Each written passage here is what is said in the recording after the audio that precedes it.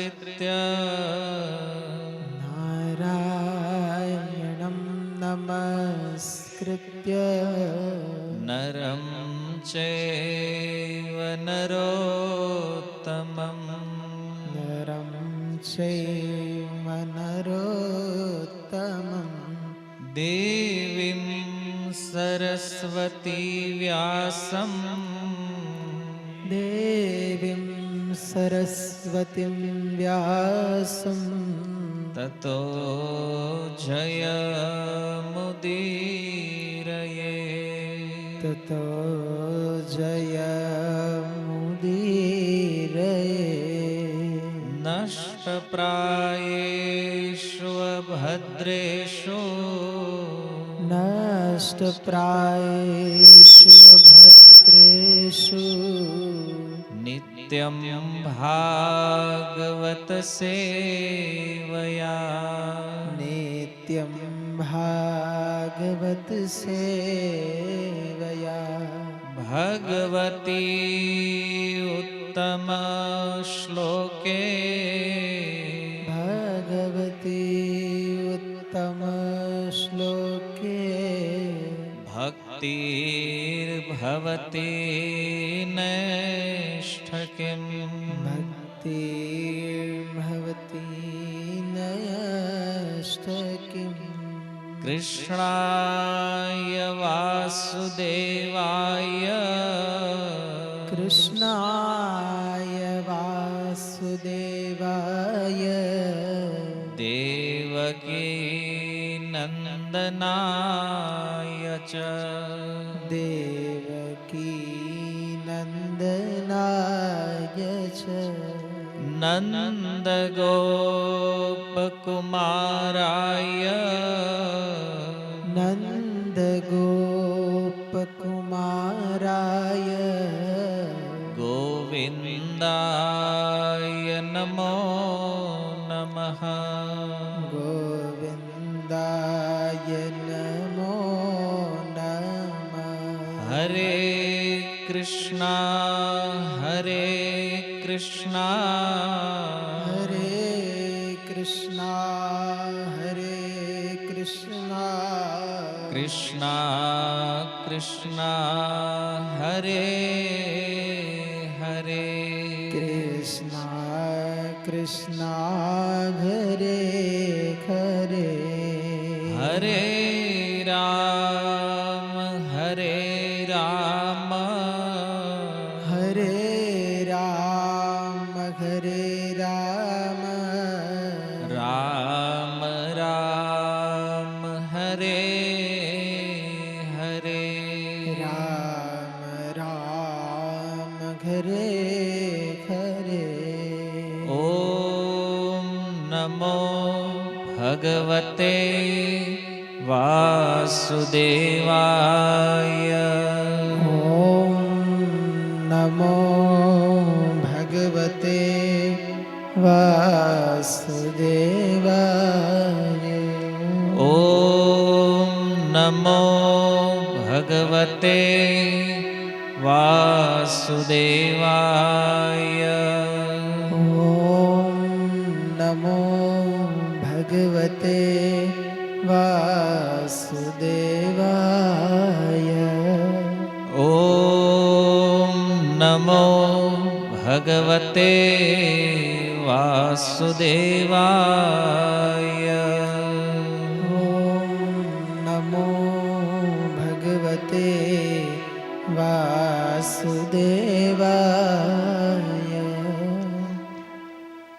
હરે કૃષ્ણ.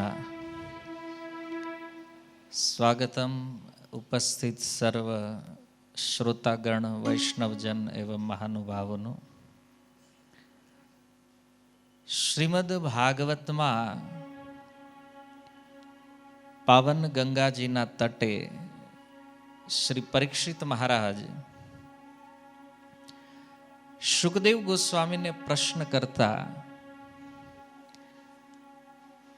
એક સુંદર જિજ્ઞાસા વ્યક્ત કરે છે.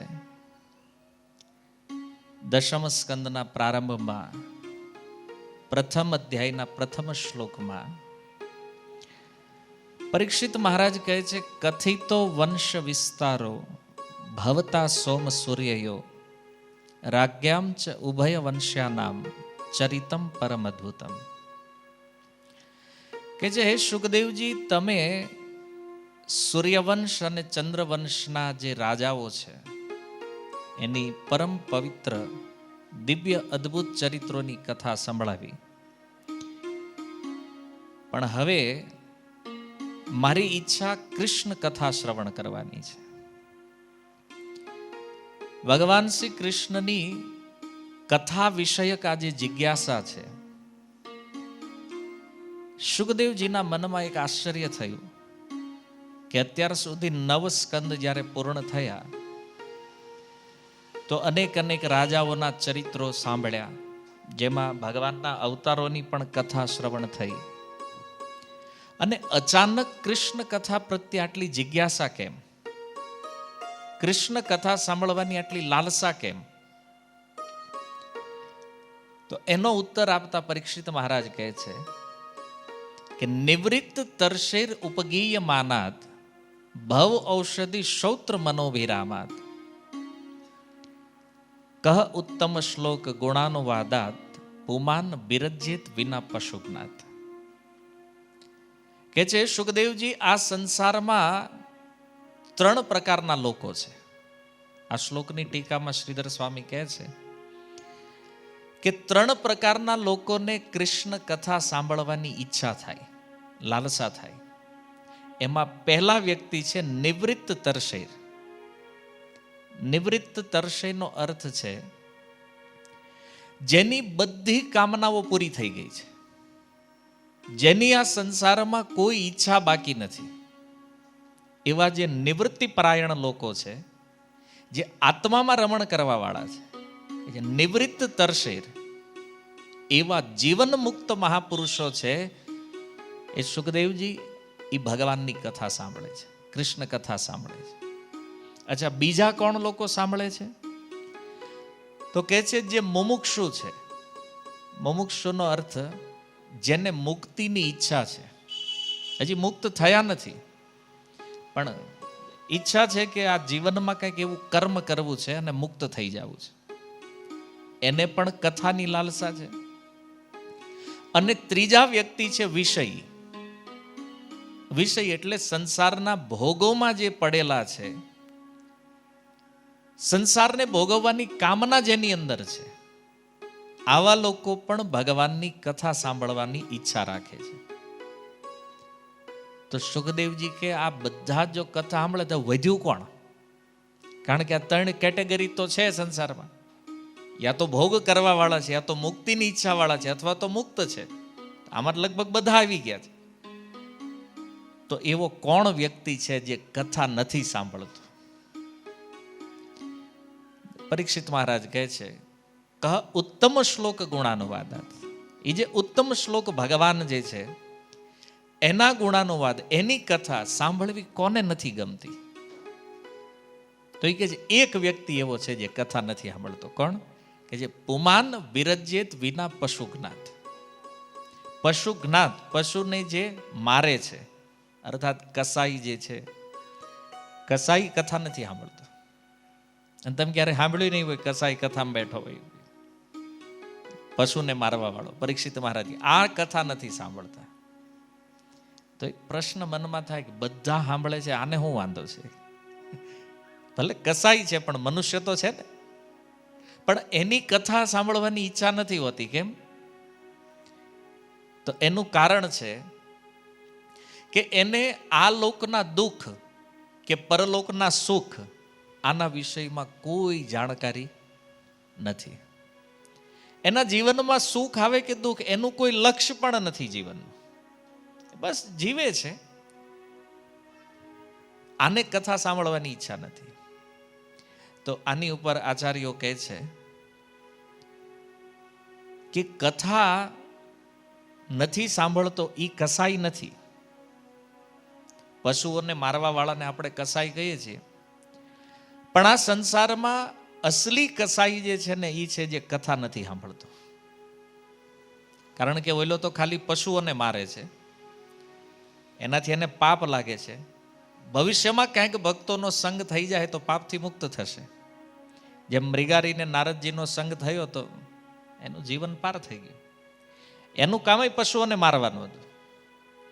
પણ અસલી કસાઈ કોણ છે? બોલે જે કથા નથી સાંભળતો. કારણ ઓલા શરીરનો નાશ કરે છે, પણ કથા નહીં સાંભળવા વાળો વ્યક્તિ પોતાના આત્માનો નાશ કરે છે. આત્મઘાતી કીધા છે આને. કસાઈ તો બીજાના શરીરોને મારે છે ને, પણ જે કથા નથી સાંભળતો એ પોતાને મારવા વાળો છે. આ શ્લોક દ્વારા પરીક્ષિત મહારાજ કહે છે કે સંસારમાં જેટલા પણ જીવ છે, કથા તો પ્રિય છે બધાને. તમે જો એટલા મોટા મોટા પંડાળો લાગે છે, કથાઓ થાય છે, હજારો લાખો લોકો આવે છે, તો એમાં બધા તો ભક્ત નથી આવે છે. તમે પંડાળનું એનાલિસિસ કરો તો મોટા ભાગના લોકો વિષયી છે. એમાંથી કદાચ 1-2% લોકો મુમુક્ષુ દેખાય એ આખા પંડાળમાં, અને મુક્ત તો કદાચ 0 દેખાતા જ નથી. આ સ્થિતિ છે. તો કથા બધા લોકો સાંભળી રહ્યા છે, કથામાં રુચિ લઈ રહ્યા છે, કારણ કે ભગવાનના જે ગુણ છે, ભગવાનના ગુણ એવા દિવ્ય છે કે એ કોઈ પણ જીવાત્માને પોતાની બાજુ આકર્ષિત કરે છે. ખાલી સાંભળે વ્યક્તિ ભગવાનના વિષયમાં તો એનું મન ભગવાનમાં લાગી જાય. એટલા માટે મનુષ્ય જીવન પ્રાપ્ત કર્યા પછી કરવા જેવું કાર્ય જે છે ને એ કથા શ્રવણ છે. કારણ કે પ્રારંભમાં જે પ્રશ્ન પરીક્ષિત મહારાજે પૂછ્યો કે અતઃ પૃચ્છામિ સંસિદ્ધિમ યોગીનામ પરમમ ગુરુ, મારે 7 દિવસમાં મરવાનો છે, અતઃ એટલા માટે હે યોગીઓના પરમ ગુરુ સુખદેવજી બતાવો શું કરવું જોઈએ. કિમ કર્તવ્ય મ્રિયમાણસ્ય સર્વથા, જે નિત્ય મૃત્યુથી નિકટ છે આવા વ્યક્તિએ શું કરવું જોઈએ. એનો ઉત્તર આપતા સુખદેવજી કહે છે કે આવા વ્યક્તિએ તસ્માત ભારત સર્વાત્મા ભગવાન ઈશ્વરો હરિ શ્રોતવ્ય સ્મર્તવ્ય કીર્તિતવ્ય ચ ઈચ્છતામ અભયમ. સંસારથી અભય જેણે પ્રાપ્ત કરવો છે એણે ભગવાનની કથા સાંભળવી જોઈએ. શ્રોતવ્ય, બીજું બધું સ્મર્તવ્ય, એ કથાઓનું સ્મરણ કરવું જોઈએ. કીર્તિતવ્ય છે, અને ભગવાનના ગુણોનું ગાન કરવું જોઈએ, કીર્તન કરવું જોઈએ. આ 3 કાર્યમાં યદિ કોઈ વ્યક્તિ સંલગ્ન રહે તો એ અભય પ્રાપ્ત કરે. શેનાથી અભય લેવાનો છે? અચ્છા, ભય શું છે સંસારમાં? તો જો નાના મોટા અનેક પ્રકારના ભય છે. કોઈને ધન વયું જાય એનો ભય છે, કોઈને યુવાની વહી જાય એનો ભય છે. સૌથી મોટો ભય છે મૃત્યુનો ભય. મરવાની બીક કોને નથી લાગતી? ગમે એટલો શૂરવીર હોય મોટો કે પણ મૃત્યુથી તો બધા ડરે છે. પણ જો એવા વ્યક્તિ ભગવાનની કથાઓનો આશ્રય લે તો એનું ફળ એ છે કે આવી કથાઓ અભય પ્રદાન કરે છે, મૃત્યુના ભયને ટાળી દે છે. કારણ કે કથા શ્રવણ કરે તો ભગવાનના ગુણોમાં એનું સ્મરણ થાય, અને ભગવાનના ગુણોનું સ્મરણ થાય તો સ્વાભાવિક ચિત્ત ભગવાનમાં લાગે.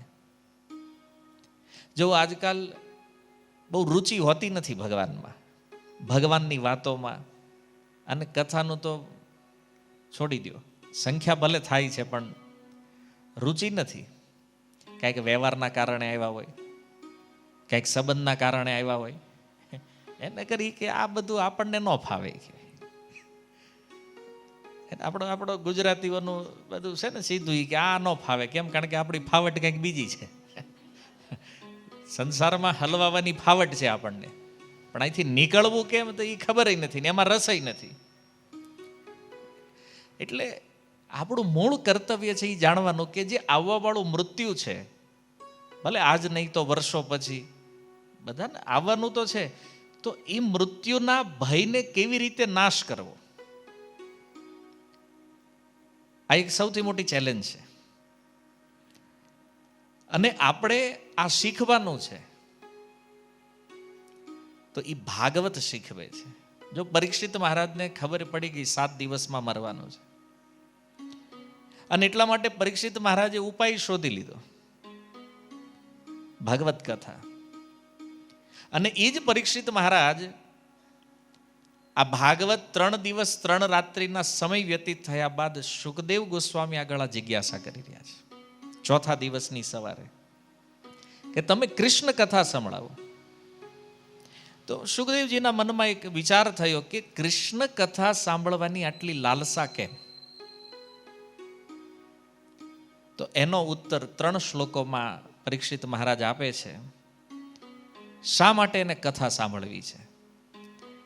તો સૌથી પહેલા શ્લોકમાં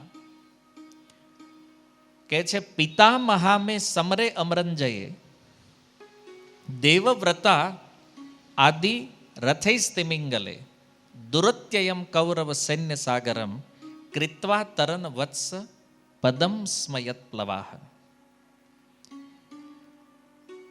કે હે સુખદેવજી, મહાભારતનું યુદ્ધ જે થયું, આ મહાભારતના યુદ્ધમાં એકથી એક એવા મોટા યોદ્ધાઓ હતા. કોણ કોણ હતા? કે જે પિતામહા મે સમરે અમરંજયે, મારા જે પિતામહ છે, પરીક્ષિત મહારાજના પિતામહ એટલે પાંડવો. અને એ પાંડવો કુરુક્ષેત્રની યુદ્ધ ભૂમિમાં જ્યારે આવે છે, દુર્યોધન સાથે જે લડાઈ કથા તમે જાણો છો, દુર્યોધનને અને પાંડવોને થોડી લડાઈ હતી આપસમાં, અને એ ભાઈઓની આપસની લડાઈ મહાભારતના યુદ્ધનું સ્વરૂપ લઈ લે છે. અને કુરુક્ષેત્રની યુદ્ધ ભૂમિમાં જ્યારે સેનાઓ આમને સામને આવી, પરીક્ષિત મહારાજ કહે છે એ સેના કેવી હતી? કે જે દુરત્યયમ કૌરવ સૈન્ય સાગરમ, એ કૌરવોની સેના સમુદ્ર જેવી લાગતી હતી. તમે જાણો છો ને, 18 અક્ષોહિણી સેના હતી મહાભારતના યુદ્ધમાં, એમાંથી 11 અક્ષોહિણી સેના કોના પક્ષમાં હતી? કૌરવોના પક્ષમાં. 7 અક્ષોહિણી સેના પાંડવોના પક્ષમાં. પણ એ કૌરવોની જે સેના છે એને કીધું છે સૈન્ય સાગરમ, સમુદ્રની સમાન. કોઈ સમુદ્રને જોવે, ગમે એવો કુશળ તરવૈયો હોય, સમુદ્રને જોવે અને વિચાર કરે કે આ સમુદ્રને તરીને પાર કરી જાવ. પાંડવોએ જ્યારે કૌરવોની સેનાને જોઈ, તો પાંડવોના મનમાં એ વિચાર થયો કે આને પાર કેવી રીતે કરશું? આટલી વિશાળ સેના. અને વિશાળ સેના, હવે તમે જો માની લો કોઈ વ્યક્તિ એવું સાહસ કરે કે નહીં, હું બહુ કુશળ તરવૈયો છું, અને સમુદ્રમાં પડે, અને સમુદ્રમાં ઈ તો તરતો હોય પણ વેલ માછલી ગળી જાય તો? દરિયો પાર કરવામાં કદાચ તમે કોઈક રેકોર્ડમાં જોવો ઘણી વાર કહેતો હોય કે નહીં, ઓલા તરીને પાર કરી દીધો, પણ એમાંય છે ને મોટા મોટા એવા મત છે, ગળી જાય તમને, હામો કાંઠો જ ન આવે ક્યારે. એમ પરીક્ષિત મહારાજ કહે છે, આ કૌરવ રૂપી જે સૈન્ય સાગર છે, આ સમુદ્ર રૂપી જે સેના છે, તો એમાંય તે કહે છે મોટા મોટા મત્સ્ય છે. કોણ છે? દેવવ્રતા આદિ રથૈસ્તિમિંગલે. દેવવ્રત જેવા, દેવવ્રત કોણ છે જાણો છો ને? પિતામહ ભીષ્મ. આમાં ભીષ્મ જેવા મોટા મોટા તિમિંગલ મત્સ્ય છે, જે પાંડવોને એક દિવસમાં ગળી જાય. ભીષ્મ કોઈ સામાન્ય યોદ્ધા નથી. જેવો દેવતાઓ પણ સાહસ નથી કરતા જેની હારે યુદ્ધ કરવાનું. ઇન્દ્રને પણ વિચાર આવે એકવાર ભીષ્મ હારે યુદ્ધ કરવું હોય તો. એની સંજ્ઞા આપી છે તિમિંગલ. તમને પૂછે સમુદ્રમાં મોટામાં મોટી માછલી કઈ? વેલ માછલી આપણને ખબર છે કે મોટા મોટી માછલી કઈ? વેલ માછલી. પણ ભાગવત કહે છે કે એ જે વેલ માછલી છે, એ વેલ માછલીને જે ગળી જાય ને એને તિમી કહેવામાં આવે છે. તિમી નામનો એક મત્સ્ય છે, એ વેલ માછલીને ગળી જાય, ગળામાં અટકાવી દે આરામથી, અને એ તિમીને જે ગળામાં રાખી દે એને કહે છે તિમિંગલ. મતલબ 10,000 યોજન લંબાઈ છે આ તિમિંગલ મત્સ્યની. આ ખાલી સાંભળવાનું, આવું જોયું ન હોય આપણે. આજ કદાચ તમે પેસેફિક એટલાન્ટિક મહાસાગરમાં ક્યારેક ફરવા જાઓ તો એમાં આવા મોટા મત્સ્ય છે 10,000 યોજન લાંબી હોય છે. તમે ક્યારેક સાંભળ્યું છે કે એવા એવા મત્સ્ય આવે, આખા સ્ટીમર જે બોટ હોય ને એને ગળી જાય સીધા. એવા સમુદ્રોમાં આવા મત્સ્ય રહે છે. તો હવે વિચાર એ કરવાનો છે કે એ 10,000 યોજનની લંબાઈ વાળી જે આ તિમિ નામની જે મત્સ્ય છે, એને જે માછલી ગળી જાય એનું નામ તિમિંગલ છે. એની સાઈઝ કેવડી હશે એ તમે વિચારજો. તો આ દેવવ્રત ઇત્યાદિ જે યોદ્ધાઓ છે કૌરવની સેનામાં, આ બધા તિમિંગલ સમાન છે. અને પાંડવો કોણ છે? બધા નાની નાની માછલીઓ છે. એને કારણ આને ઉપમા સાગરની શા માટે આપી છે પરીક્ષિત મહારાજે? કારણ કે એણે જોયું કે કૌરવ સેનામાં કેવા યોદ્ધાઓ હતા. જો ભગવદ્ ગીતાના પ્રારંભમાં પણ એનો પરિચય છે. અને અહીંયા આદિ શબ્દ દ્વારા યોદ્ધાઓને યાદ કરતા કહે છે ભીષ્મ અને ઈચ્છા મૃત્યુનું વરદાન છે. એક એવો યોદ્ધા છે કૌરવની સેનામાં કે એની ઈચ્છા હોય તો જ મરે. આને કોણ મારી શકે? વિચારો, એની ઈચ્છા હોય કે મારે મરવું છે તો જ મરે.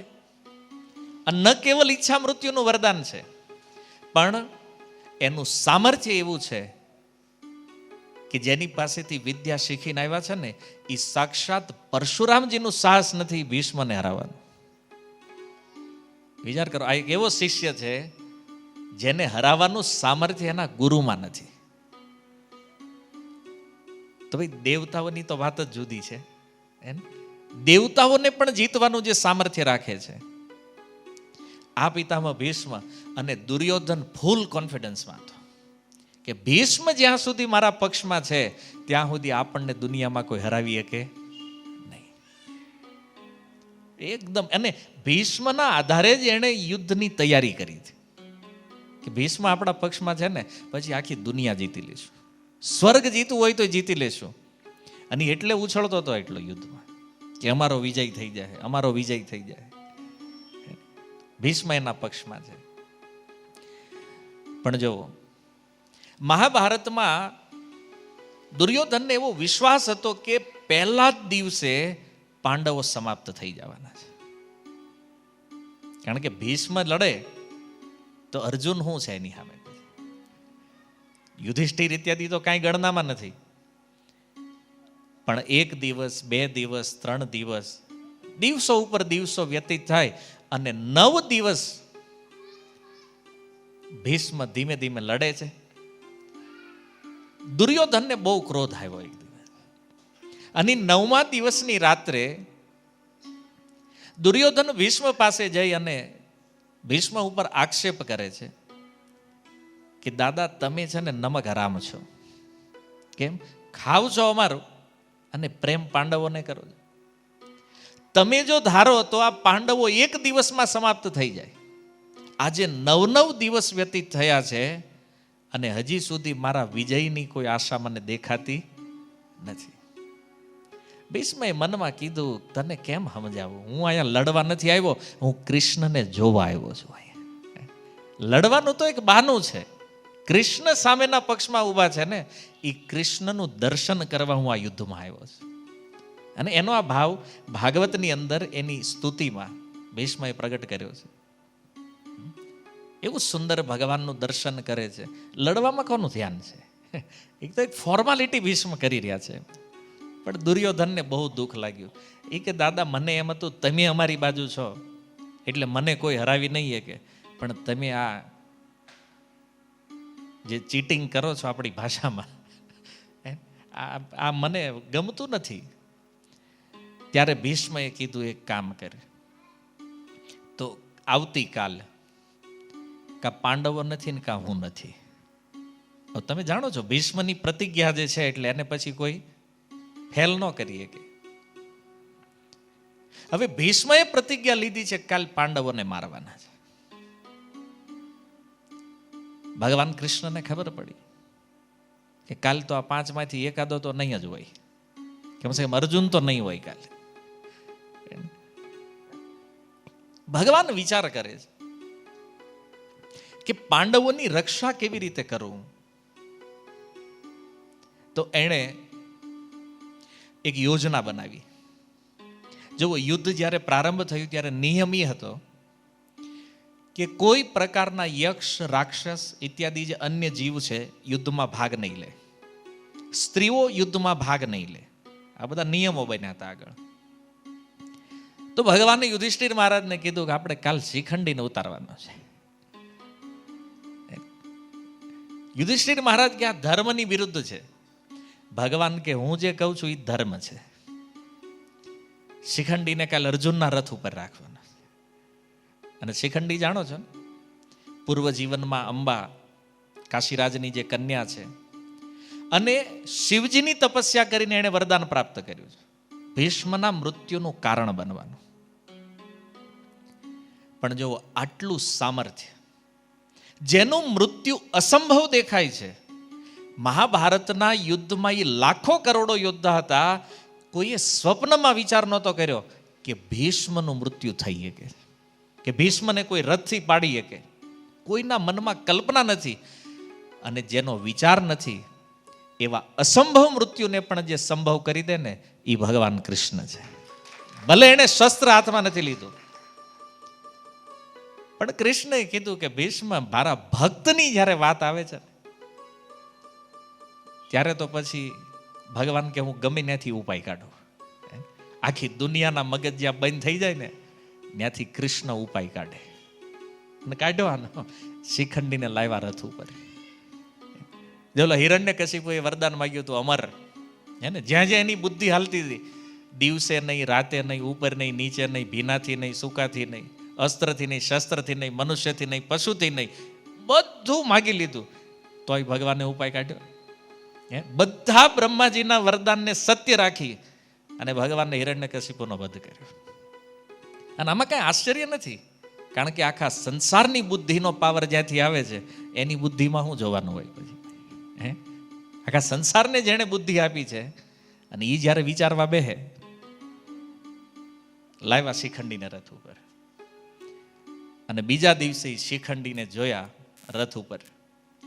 એટલે દુર્યોધને કીધું એક કામ કરો, ભીષ્મને અર્જુનની સામે આવવા જ ન દેતા. અને આખી યોજના બધી એણે શરૂ કરી. પણ વિચાર એ કરવાનો કે કોઈ પણ રીતે, હવે જો સારથી ભગવાન છે, અર્જુનને લાવી દીધા સામે, અને યુદ્ધ થયું. પણ શિખંડીને જોયા. હવે ભીષ્મની એક પ્રતિજ્ઞા હતી કે સ્ત્રી જો સામે કોઈ આવે તો શસ્ત્ર ઉઠાવવું નહીં. અને એણે જેવું પોતાનું ધનુષ મૂક્યું, ભગવાને કીધું અર્જુન ચલાવો બાણ. અર્જુનને ઘડી કેમ થયું કે મારવું કે ન મારવું? સામે દાદા છે, જેના ખોળામાં રમીને મોટા થયા છે અર્જુન. પણ ભગવાનનો આદેશ છે. જો તમે ભગવદ્ ગીતા વાંચો ને જ્યારે પ્રથમ અધ્યાયમાં, તો આજકાલ સમાજમાં ઓલો છોકરાઓ ડિપ્રેશનમાં જલ્દી વયા જાય. પણ જો અર્જુન જેવું ડિપ્રેશન કોઈને નહોતું, અને કદાચ કોઈને હશે નહીં. પણ ભગવદ્ ગીતાના ઉપદેશથી ડિપ્રેશનમાં જ બહાર આવી ગયા અર્જુન. અને એ ડિપ્રેશન શું હતું ખબર?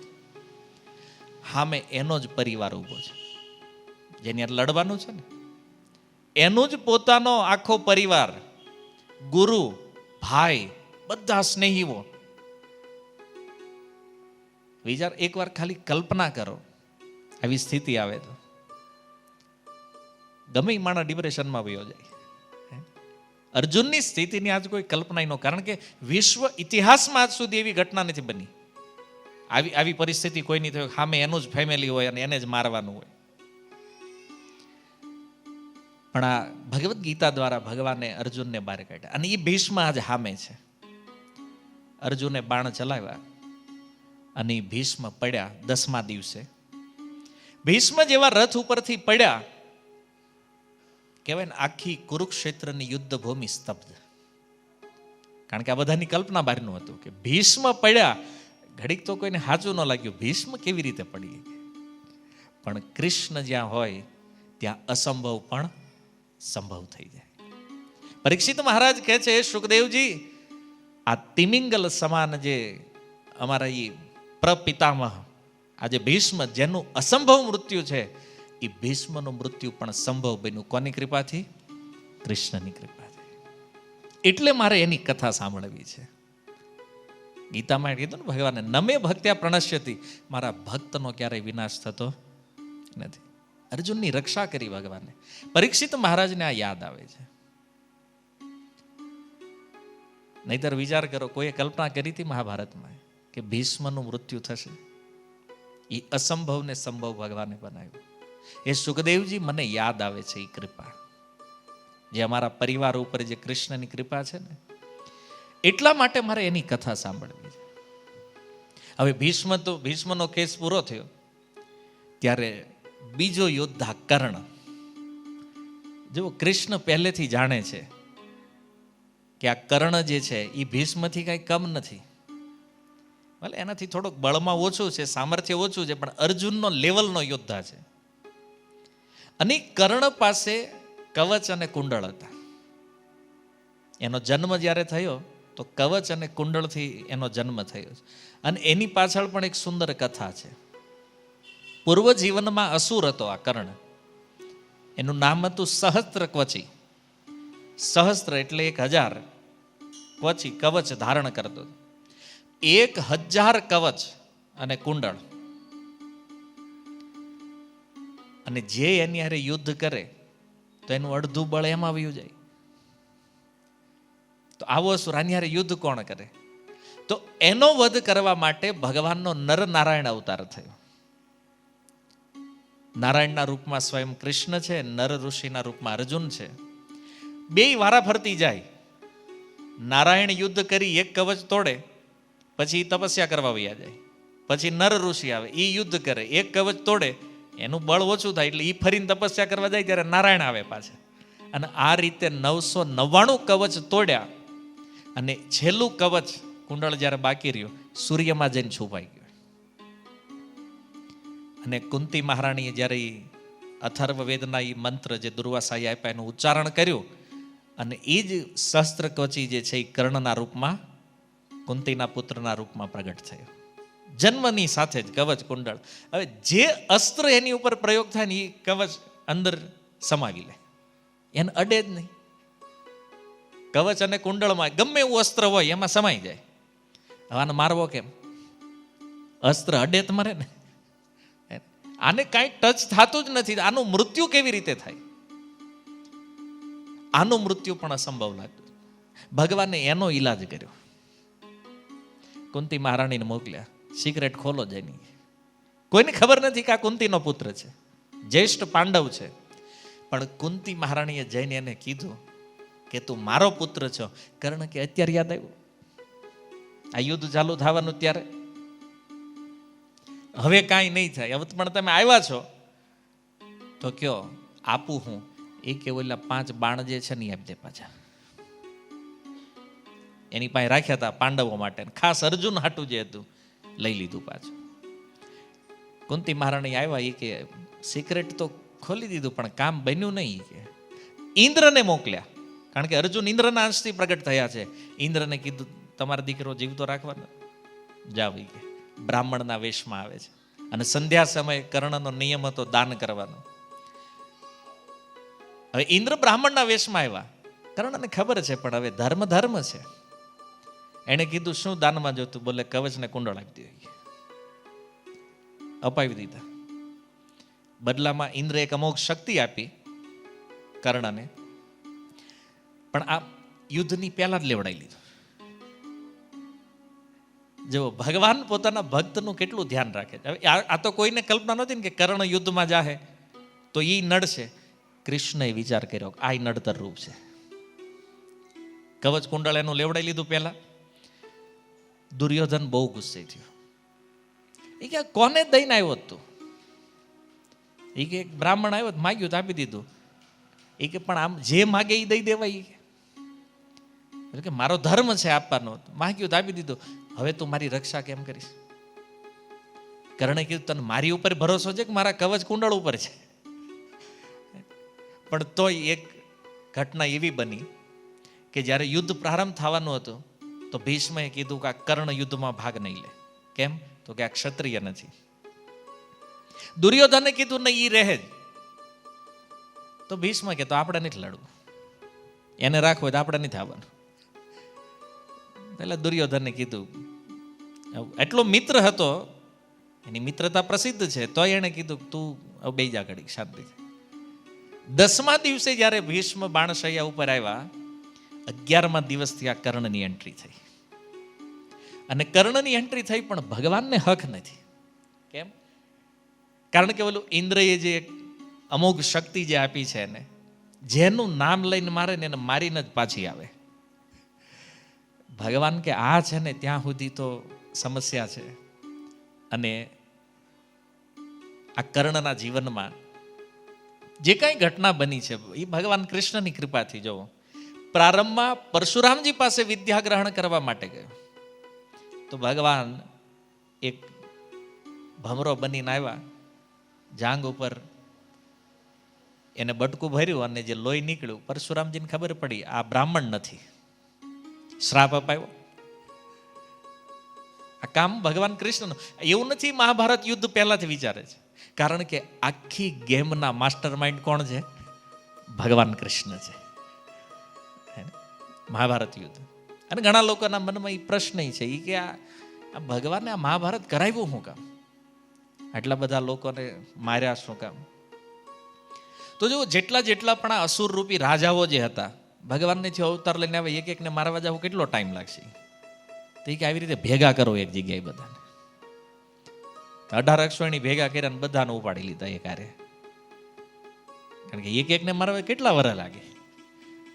તો ભગવાનનું પ્રયોજન છે, સામાન્ય લોકો સમજતા નથી. ખાલી આક્ષેપ કરે ભગવાન ઉપર કે એને મહાભારત કરાવ્યું ને આટલા બધા મરી ગયા. એ મરવાના જ હતા,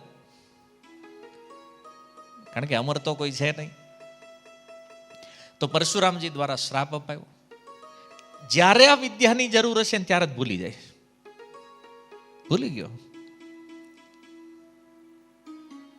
ઇન્દ્ર દ્વારા કવચ કુંડળ લેવડાવી લીધું અને કુંતી દ્વારા એ 5 બાણની માંગણી કરાવી લીધી. અને છેલ્લું વધ્યું હતું આ એક અમોઘ બાણ. ભીમના પુત્ર ઘટોત્કચને બોલાવ્યો. એ ઘટોત્કચ આવ્યો, વિશાળ પહાડ શરીર મોટું. અને એ સમયે વ્યાસદેવ લખે છે મહાભારતમાં રાત્રિ યુદ્ધ થયું. રાતે, આમ તો સંધ્યા ટાઈમે યુદ્ધ બંધ થઈ જાય, બધા હોઈ જાય. આ ઘટોત્કચ ઉતર્યો ને રાતે હાંકો કે.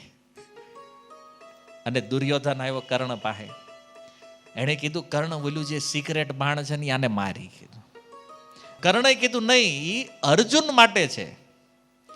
પણ એ કે આ જો એમનામ રહે ને રાતે તો સવારે યુદ્ધ જ નહીં થાય, કારણ કે સેના રાતમાં પતાવી દે હા એકલો. તું આને મારે, અર્જુનનું પછી જોયું જાય છે. કર્ણની બિલકુલ ઈચ્છા નહોતી કે ઘટોત્કચમાં એ બાણનો પ્રયોગ કરવો. પણ દુર્યોધને કીધું નહીં, તું આનું પહેલા કરી પછીનું પછી જોવું. અને ઈચ્છા નહોતી તો એ ઘટોત્કચ ઉપર એ બાણનો પ્રયોગ થયો અને ઘટોત્કચનું મૃત્યુ થયું. ત્યારે ભગવાનના મોઢા ઉપર સંતોષ થયો, હા હવે રેડી બધું. તે યુધિષ્ઠિર મહારાજને થયું એ કે કૃષ્ણ આ હું અમારો દીકરો મર્યો છે અને તમે આમ સંતોષ લાગો છો, આમ ખુશ થયા છો કે સારું થયું આ મરી ગયો. ભગવાને કીધું એવું નથી કે આ જે બાણ એને લાગ્યું છે ને અર્જુન હાટું હતું. એ આમાં લાગી ગયું ને એટલે એ વપરાઈ ગયું, કામ પતી ગયું. આ કૃષ્ણની યોજનાઓ છે. કર્ણ અને અર્જુનનું પછી યુદ્ધ, 5મી ઘટના. કર્ણએ એક બાણ અનુસંધાન કર્યું, અર્જુનના ગળાનું નિશાન લીધું બરાબર, અર્જુનના મસ્તકને છેદી નાખે. અને ભગવાન સમજી ગયા કે અર્જુન તો આજ ગયો. ભગવાને ઘોડાની ઉપર મુષ્ટિકાનો પ્રહાર કર્યો, ઘોડાને ઘૂંટણિયા પર બેહારી દીધા, રથ થોડોક નીચે નમ્યો તો એ બાણ અર્જુનના મુકુટને લઈને ઉડી ગયું. 5મી સુરક્ષા કર્ણ દ્વારા અર્જુનની ભગવાનને. અને અંતે એનું પૈડું જમીનમાં ફસાઈ ગયું. યાદ નો આવી વિદ્યાને, બહુ યાદ કર્યા મંત્ર, પણ શ્રાપ હતો પરશુરામજીનો કે જ્યારે જરૂર હશે ત્યારે યાદ નહીં આવે. અને વિસ્મરણ થયું અને આ રીતે કર્ણનો વધ ભગવાને કરાવ્યો. તમે વિચાર કરો, જે કર્ણનું મૃત્યુ અસંભવ લાગતું હતું એ પણ કૃષ્ણની કૃપાથી એનું મૃત્યુ થયું મહાભારતમાં. ત્રીજો એક યોદ્ધા દુર્યોધનની સેનામાં, જયદ્રથ. હવે આને સમસ્યા એ હતી કે એને જે મારે ને એ પોતે મરી જાય. એનું મસ્તક જે જમીન ઉપર પાડે તો એનું મસ્તક પણ વિસ્ફોટ થઈને ફાટે અને એનું મૃત્યુ થઈ જાય. તો આને મારવાનું સાહસ કોણ કરે? અને આ જયદ્રથ એટલો અભિમાની હતો કે એ ચક્રવ્યૂહમાં અભિમન્યુએ પ્રવેશ કર્યો. એને મારવા વાળા જે 5-7 લોકો હતા ને એમાં એક આ હતો જયદ્રથ, મેન રોલમાં. અભિમન્યુનું જ્યારે મૃત્યુ થયું, અર્જુને પ્રતિજ્ઞા લીધી કે જયદ્રથને કાલ જો સંધ્યા સુધીમાં ન મારું તો હું અગ્નિ સમાધિ લઈ લઈશ. એ વખતે થોડુંક ભગવાને ખીજાણા કે આ તમારા ક્ષત્રિયોનું આ બહુ કે ગમે ત્યારે પ્રતિજ્ઞા લઈ લો, વિચારો નહીં પછી. હવે કાલે હાં સુધી ન મર્યો તો ભાઈ તું ઉગલી જાય છે કે મફતમાં. પણ હવે જો ભક્તને ચિંતા નથી ને, કારણ કે એની ચિંતા ભગવાન કરે છે. અર્જુન કહે છે કાલનું કાલ જોયું જાય. એક બાજુ પુત્રના મૃત્યુનો વિરહ છે હૃદયમાં, અને બીજી બાજુ પોતાની પ્રતિજ્ઞા આકાશ સામું જોઈ અને અર્જુન યુદ્ધ કરે. અને આ બાજુ કૌરવોએ નક્કી કર્યું આને સામે જવા દેવાનું થતો નથી આજે. તો લડતા લડતા બપોર થઈ ગયું. બપોર થઈ ગયું, જયદ્રથના ક્યાંય દર્શન નથી. અર્જુનના મુખ ઉપર ચિંતા વધતી જાય અને ભગવાનને થયું કે વાંથી કાંઈ થવાનું નથી, આપણે જ કરવાનું છે. સૂર્યદેવને આજ્ઞા કરી, પોતાની સંકલ્પ શક્તિથી વયા જા વસ્તાચળમાં. સૂર્યદેવ વયા ગયા. ઓલાની થયું દી કેમ વહેલા આચમી ગયો એ ગયા. પણ જો સંકલ્પથી જે સૃષ્ટિને ચલાવે છે એ ભગવાન છે. સૂર્યદેવ વસ્તાચળમાં, અને અર્જુનની અગ્નિ સમાધિ જોવા માટે જયદ્રથ તો આવવાનો જ હતો, કારણ કે મૂળ શત્રુ છે. અને અર્જુન મરે છે, કૌરવોના હૃદયમાં કેટલો આનંદ હશે વિચારો. ભગવાન કે ખુશ થઈ જાવ, વાંધો નહીં. અર્જુન જેવા ચિતા ઉપર ચડવા જાય અને એ જ સમયે ભગવાને સંકલ્પ કર્યો, સૂર્યદેવને આજ્ઞા કરી આવો પાછા. અને આકાશમાં સૂર્ય, ભગવાને કીધું અર્જુન આ સૂર્યદેવ છે અને આ જયદ્રથ છે આમે. પછી તો કઈ ભાગવાનો મોકો નહોતો. અર્જુને બાણ ચડાવ્યું, ભગવાને કીધું સાવધાન, આનું મસ્તક ભૂમિ ઉપર ન પડવું જોઈએ. તો કે આને ક્યાં પાડવાનું? એ કે વનમાં એના પિતા બેઠા છે, તપ કરે છે, એણે વરદાન આપ્યું છે આને, એક કામ કરે એના જ ખોળામાં નાખ, કારણ કે એનો જ દીકરો છે ને આવો નાલાયક દીકરો કર્યો છે, એને ઉપાડી લ્યો આયુર્વેદિક. મૂળ જ ખતમ કરો એટલે એ કામ પતે. તો ભગવાને આજ્ઞા કરી, એના પિતાના ખોળામાં જઈને એમ બાણ ચલાવ્યું. અને અર્જુને બાણ માર્યું, જયદ્રથનું મસ્તક કાપી અને એ મસ્તક બાણ સાથે એના પિતાના ખોળામાં. અને એ અચાનક એ મસ્તક આવેલું જોયું, ઊભા થયા, મસ્તક નીચે પડ્યું અને એ બાપ દીકરો બે સ્વાહા. આ પણ એક ત્રીજો આ યોદ્ધા જેનું મૃત્યુ અસંભવ લાગે છે, ભગવાને એને પણ સંભવ બનાવી દીધો. આ કૃષ્ણની કૃપા છે પાંડવો ઉપર. હવે 7 ચિરંજીવીઓના નામ આપણા શાસ્ત્રોમાં છે. એ 7માંથી 2 કૌરવોના પક્ષમાં હતા, કૃપાચાર્ય અને અશ્વત્થામા. આને માર્યા નહીં ભગવાને, પણ આનું કઈ હાલવાય ન દીધું. ભગવાન તો ભગવાન છે. નજર વિચાર કરો, દુર્યોધનની સેના કેવી પાવરફુલ હશે. પિતામહ ભીષ્મ, ગુરુ દ્રોણ. હવે દ્રોણાચાર્યને મારે એવો કોઈ યોદ્ધાય નહીં, કારણ કે અર્જુનના ગુરુ છે. એને હરાવીએ કે તો ભીષ્મ, તો એની પક્ષમાં છે. તો દ્રોણને કેમ મારવા? ભીષ્મ પછી દ્રોણાચાર્ય સેનાપતિ બન્યા છે કૌરવોની સેનાના. ભગવાનને થયું કે આને જલ્દી તે સમાપ્ત કરવા પડશે.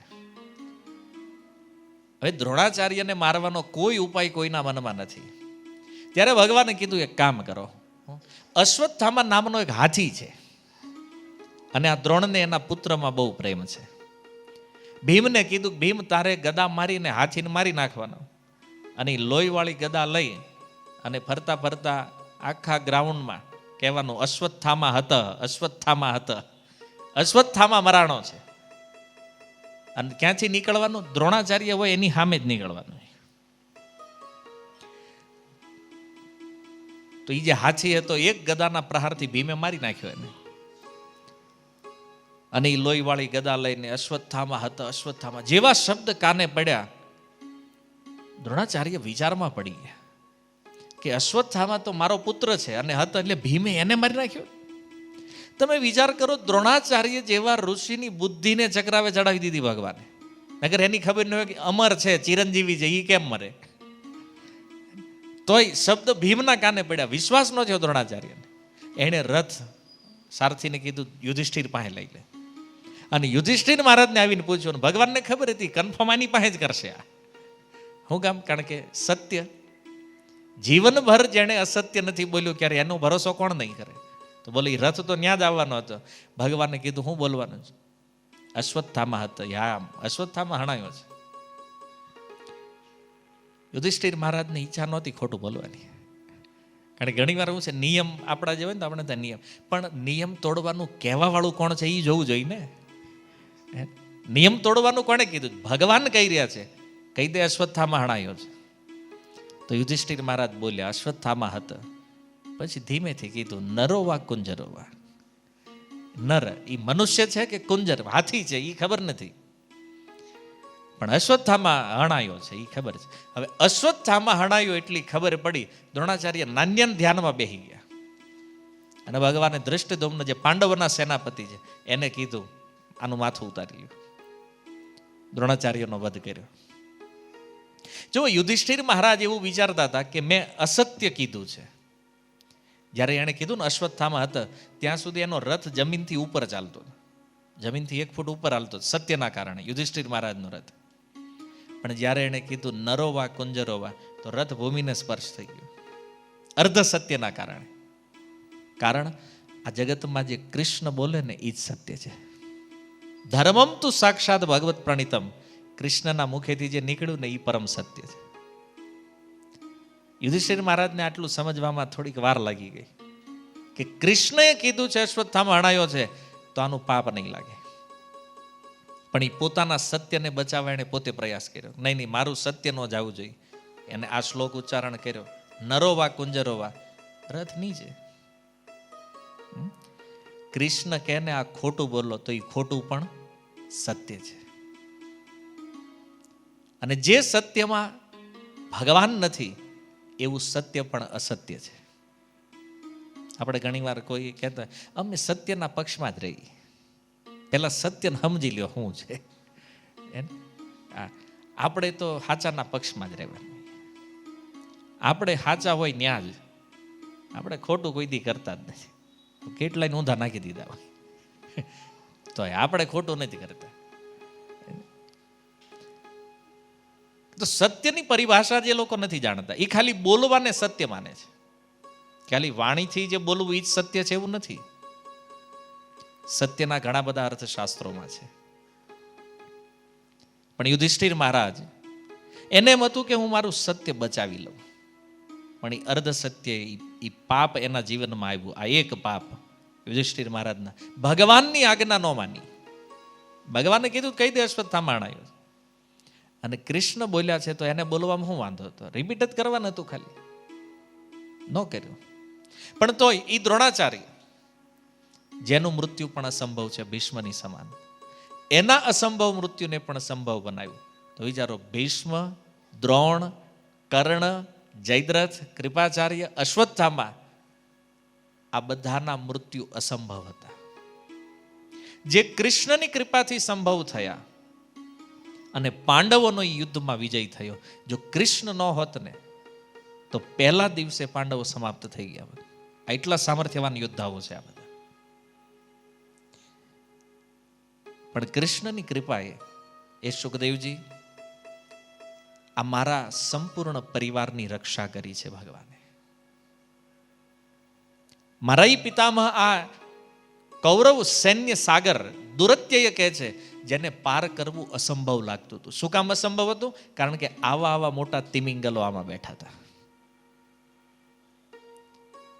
અહીંયા જીત એકઈ બાજુથી દેખાતી નહોતી પાંડવોને કે આપણે કઈ રીતે જીતશું, પણ આ કૃપા ભગવાન કૃષ્ણએ કરી છે. અને જેના ફળ સ્વરૂપ અમારા એ જે પિતામહ છે એ વિજયી થયા છે. એટલા માટે હે સુખદેવજી, મારે એ કૃષ્ણની કથા સાંભળવી છે, એ મને સંભળાવો. એક કારણ આપ્યું એને. બીજું કારણ આપતા કહે છે, ન કેવલ મારા પિતામહની રક્ષા કરી છે, પણ કહે છે, એ સુખદેવજી, આજે હું તમારી સામે બેઠો છું ને, મારી રક્ષા કરવા વાળા પણ એ ભગવાન કૃષ્ણ છે. હું જ્યારે મારી માતાના ગર્ભમાં હતો અને એ સમયે આ અશ્વત્થામાં જેણે બ્રહ્માસ્ત્રનો પ્રયોગ કર્યો હતો મને મારી નાખવા માટે, પરીક્ષિત મહારાજ કહે છે, અને બ્રહ્માસ્ત્ર જ્યારે ઉત્તરાના ગર્ભ ઉપર આવે છે અને ભગવાન શ્રી કૃષ્ણને દ્વારિકા જવાનો સમય છે. દ્વારિકા જવા માટે એ રથ ઉપર સવાર થયા અને એ જ સમયે ઉત્તરા દોડતા દોડતા ભગવાન પાસે આવી અને ઉત્તરા કહે છે, હે પ્રભુ, મારી રક્ષા કરો, હું તમને શરણાગત છું. ત્યારે ભગવાન કહે છે કે ઉત્તરા, તારા તો પતિ નથી, તારે જીવીને શું કરવું છે? અને હવે મારે તો દ્વારકા જવું છે. જો સમય તને એવું કંઈક લાગતો હોય ઉચિત, તો આ તારા 5 સસરા જે છે પાંડવો, એની શરણમાં જા. હમણાં મહાભારત જીતીને આવ્યા છે, વિશ્વમાં એની ખ્યાતિ થઈ છે, તું એની શરણમાં જા. ત્યારે ઉત્તરા કહે છે, પ્રભુ, તમારી વાત સત્ય છે કે એ મારા સસરા છે, મહાભારત યુદ્ધ જીતીને આવ્યા છે, પણ પ્રભુ એ કોઈને મારી કે જીવાડવાનું કામ એ કેવલ તમારું છે પ્રભુ, અને એટલા માટે હું તમારી શરણમાં આવી છું. તો ભગવાને કીધું, તારે પતિ નથી તોય તને જીવવાનો આટલો મોહ છે, તારા શરીરમાં આટલી આસક્તિ છે. જો ઉત્તરા ભગવાનના ભક્ત છે.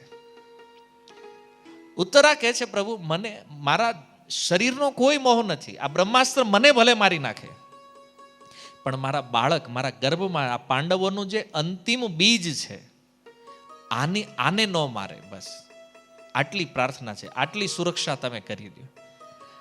તો ભગવાન કહે છે કે બાળકમાં આસક્તિ છે, એમાં મોહ થઈ ગયો છે.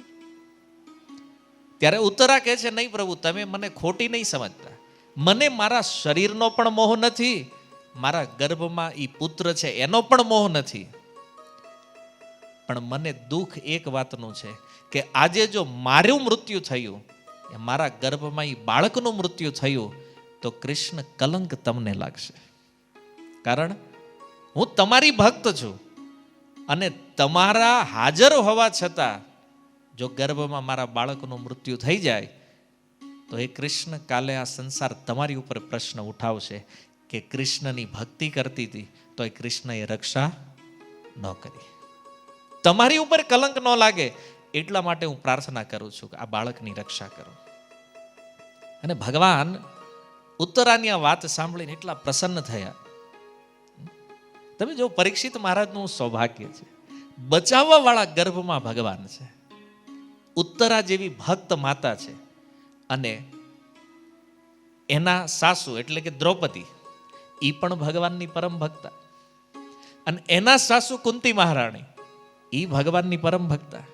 જુઓ, 3 પેઢી જેની મહાભાગવત છે, એવી એક માતાના ગર્ભમાં પરીક્ષિત છે, અને દર્શન કેમ ન થાય ભગવાન? ઉત્તરાએ આ પ્રાર્થના કરી ભગવાનને, ભગવાન અંગૂઠા જેવડું સ્વરૂપ લઈ અને ઉત્તરાના ગર્ભમાં પ્રવેશ કરી ગયા, અને ઉત્તરાના ગર્ભમાં જઈ અને પરીક્ષિત મહારાજની રક્ષા કરી બ્રહ્માસ્ત્રથી. ભગવાન કહે છે, આ સંસારમાં મારવા વાળા ગમે હોય, પણ જ્યારે હું કોઈને બચાવવાનું નક્કી કરી લઉં તો આને કોઈ મારી શકે નહીં.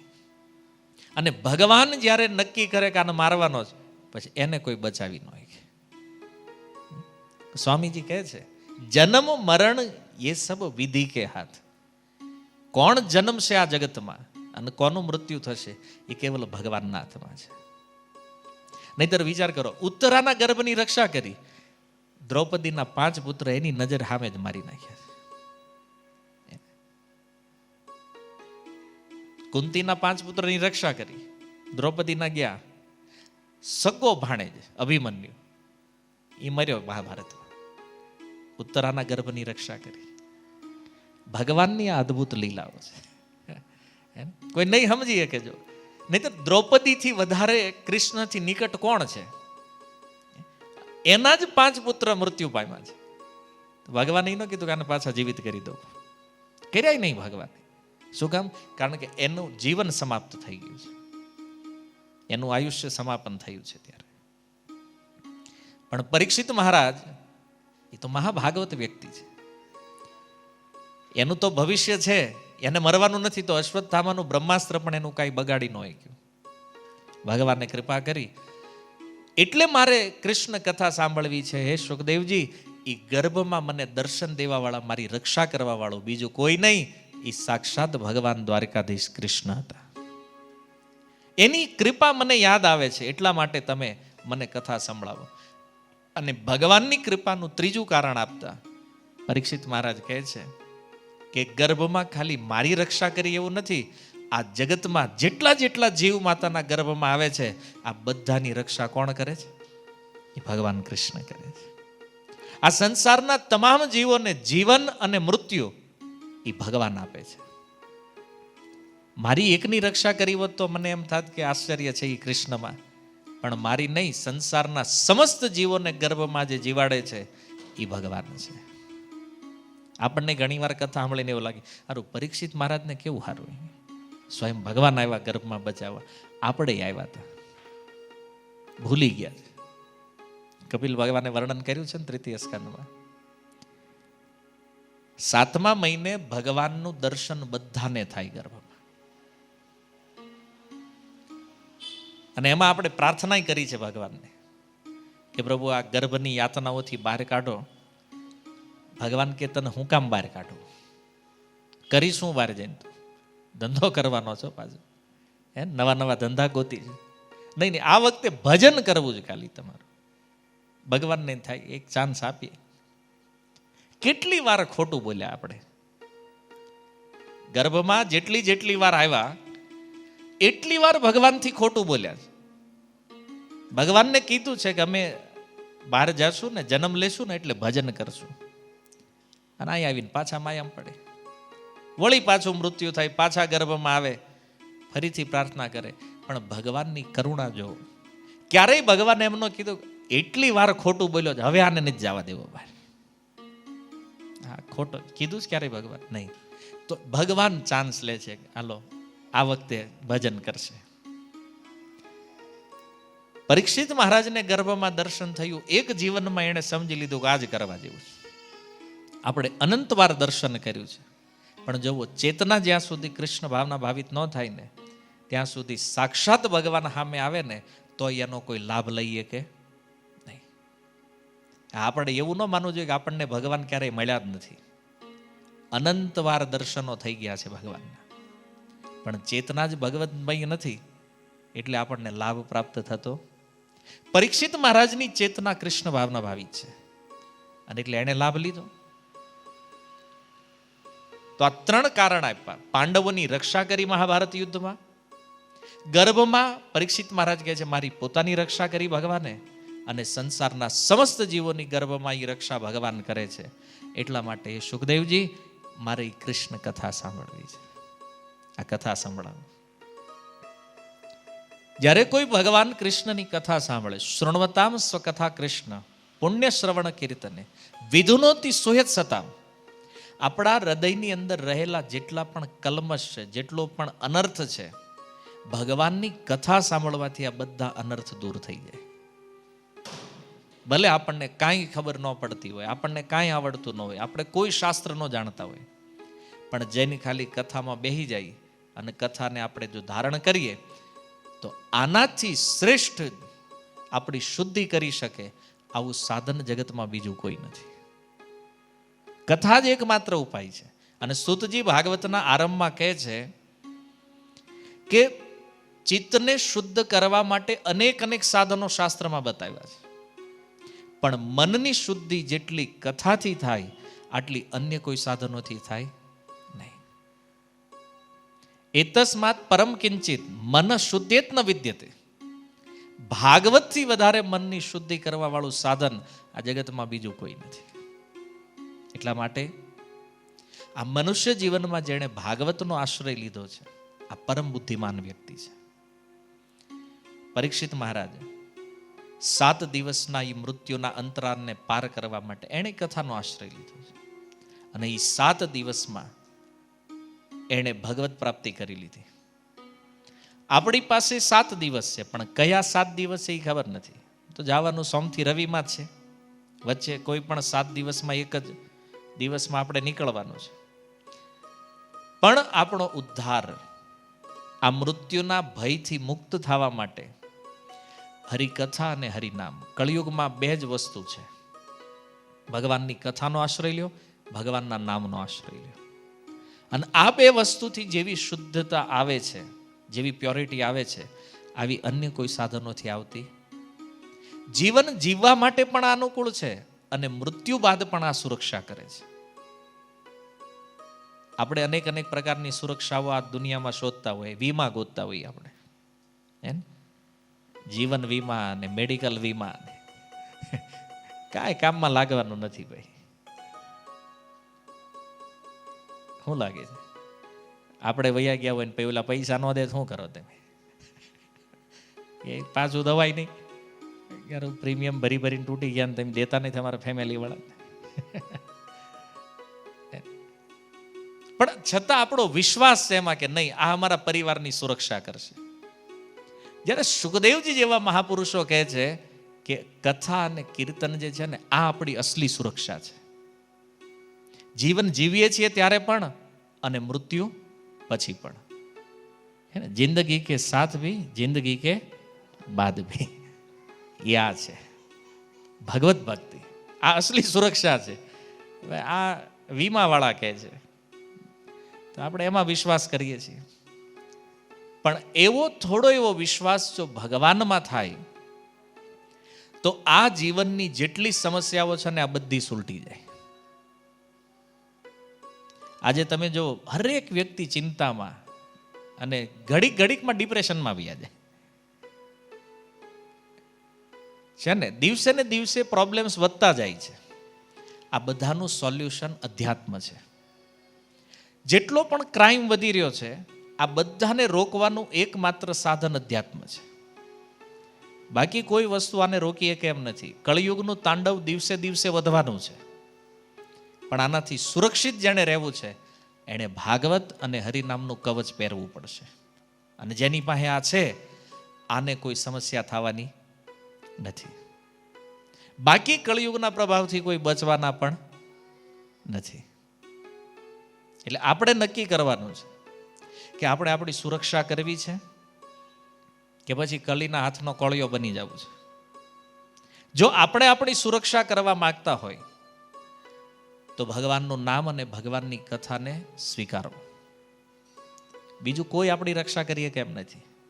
કારણ કે જેને જેને આપણે આપણા રક્ષક માનીએ છીએ એ તે ફસાયેલા જ બીજા. આપણને એમ હોય કે આવડા બચાવશે, કોયલા બચાવશે, એ તે આવી ગયા છે આમાં બધા. પણ આપણી અસલી સુરક્ષા જે છે એ અધ્યાત્મ છે. અને અત્યારે જુઓ, વિરોધી વિચારધારાઓ પણ એટલી બધી સમાજમાં ફેલાઈ રહી છે. તમે શાસ્ત્રને માનતા હોય, ભજન કરતા હોય, તિલક લગાડતા હોય, માળા કરતા હોય તો વિરોધ કરવાવાળા મળી જ જાય વગર પૂછે. કેમ ભાઈ કે તમે માળા શું કામ કરો? પણ તને પૂછ્યું અમે ભાઈ કાંઈ, તો શું કરે છે અમને શું કામ પૂછે?